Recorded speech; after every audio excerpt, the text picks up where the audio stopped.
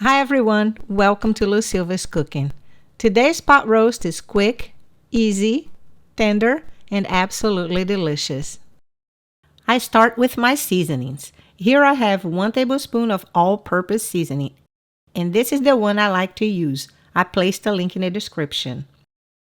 Half a teaspoon of ground black pepper, 2 tablespoons of garlic powder, 2 tablespoons of onion powder, 1 teaspoon of paprika, half a teaspoon of white pepper powder, and half a teaspoon of ground cumin.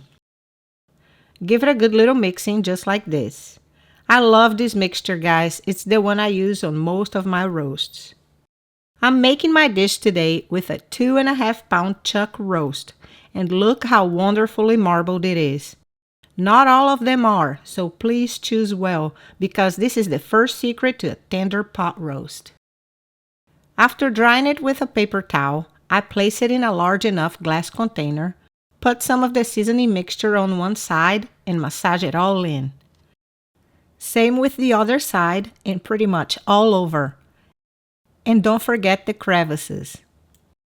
Here is some leftover mixture that I'm going to reserve for later. I cover the container and place it in the fridge overnight, which is ideal, or at least 1 hour. It's the next day now, and I removed the roast 1 hour ago to get the chill out. I preheat my pressure cooker on medium-high heat and add 4 to 5 tablespoons of canola oil, which is neutral in flavor, just enough to cover the bottom of the pan. This is my awesome conventional pressure cooker. I've owned it for 27 years and it's still kicking. I have an Instant Pot as well, but I prefer to sear the meat in my conventional pressure cooker. Add this beautiful marbled chuck roast and let it sear for a couple of minutes. And no moving it around, it has to sear undisturbed. Then I turn it over with tongs. No forks, okay? No poking it. And let the other side sear as well. Remove it and reserve it.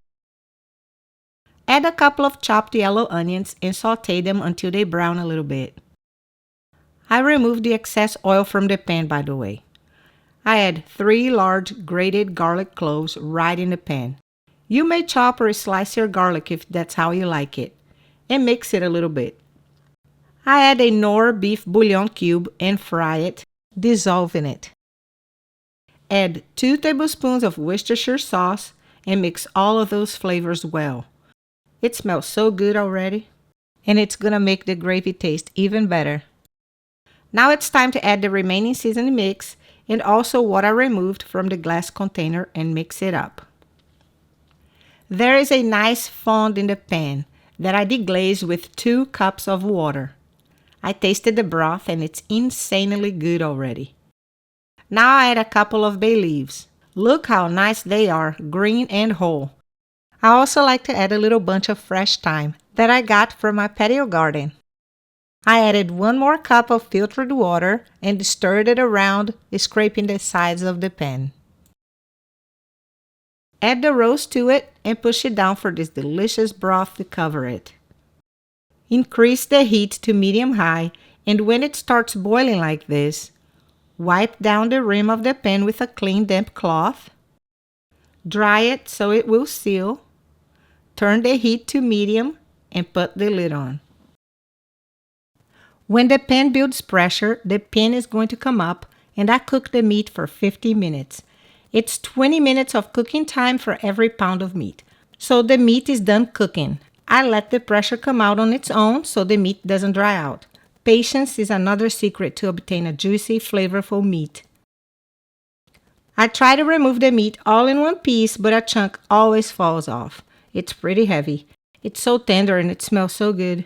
I placed the meat in a platter and covered it with aluminum foil. Then I removed the bay leaves and the stems from the thyme. I put the sauce in a gravy separator so I can not only strain the sauce but also get rid of the fat. I'm going to use the onions left in a strainer. I just removed any stems that were left behind, and since there wasn't much fat in the broth, I just removed the fat with a paper towel. I return the onion goodness to the pan, add 3 cups of salted beef broth, or beef stock, the broth the meat cooked in, 2 cups of water, and stir. Add 3/4 of a pound of baby yellow potatoes cut in half, 3/4 of a pound of baby red potatoes cut in half, and 3 large carrots cut into chunks about the same size of the potatoes. I like to cut the potatoes in half so they can cook quicker and absorb the flavor of the broth. Stir and cook the vegetables uncovered until tender. It didn't take long. The broth reduced a bit. I removed the vegetables from the pan and placed them around the meat. It looks so yummy already. Now I'm going to make a slurry with 1/2 cup of water and 1/3 cup of all-purpose flour. I whisk it well until there are no lumps because this is what I'm going to use to thicken the sauce. So I add it slowly while whisking it until the gravy is at the right consistency. Not too thick and not too runny. Just right. If it's too runny for your liking, add more slurry, and if it's too thick, add more water. The sauce will reduce as it cooks and the flour will be cooked too. I always taste it to see if it needs anything. It is perfect, and I'll let the sauce reduce a little bit more. I tasted the potato and it's delicious already. Imagine when everything gets smothered in gravy. Look how reduced and perfectly thick this gravy is. And it's ready. All it's left to do is to pour this amazing gravy all over the meat and vegetables. The meat is well cooked and you won't really need a knife. It's falling apart tender. I made some rice, of course, and the recipe is in another video. I will place the link of that video in the description. The meat is so juicy. A little sauce that was underneath and around the meat. Now the gravy all over the meat, the rice, and the vegetables. The potatoes are so delicious, perfectly cooked, and even better when it's smothered in gravy. If you liked my recipe, please give it a thumbs up, share, and subscribe. Thank you for watching, and I'll see you next time.